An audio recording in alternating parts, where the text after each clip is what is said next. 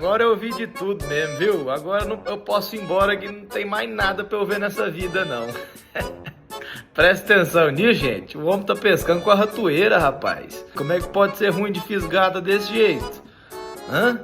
Olha, rapaz, ainda me colocou foi o queijo ali logo, ó. Vai pegar a ratazana do fundo do rio aí. Você tá doido? Marca aquele amiguinho seu ruim de fisgada, viu? Que não dá conta de ferrar um peixe no anzol. Tem que apelar pra ratoeira. Ai, isso, agora eu vi de tudo mesmo, viu?